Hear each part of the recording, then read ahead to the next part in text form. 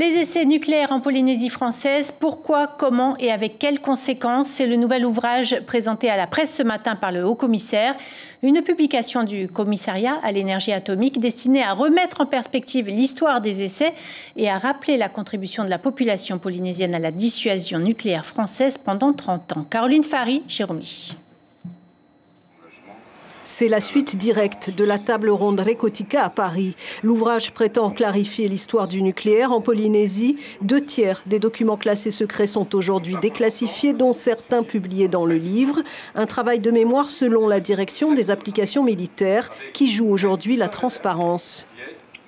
On a accepté de participer donc au centre de mémoire qui pour l'instant n'avance peut-être pas à la vitesse qu'on voulait, et puis surtout accepter effectivement de déclassifier nos archives, accepter d'écrire un ouvrage accessible par tous, donc bien rédigé dans ce but-là, pour expliquer le pourquoi, le comment et puis bien entendu les conséquences.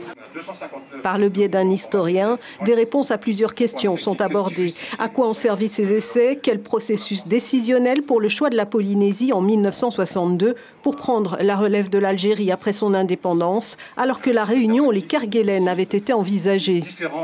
Le problème des Kerguelen, c'est que les conditions météorologiques sont quand même extrêmement défavorables. Pour installer un site qui est d'abord très très loin, c'était pas du tout faisable. Et ensuite, on s'est aperçu que sur un plan géologique, c'était très compliqué de mener des essais au Kerguelen. Mais voilà, tout ça pour dire qu'il y a eu plusieurs hypothèses avant que le choix s'impose sur la Polynésie française.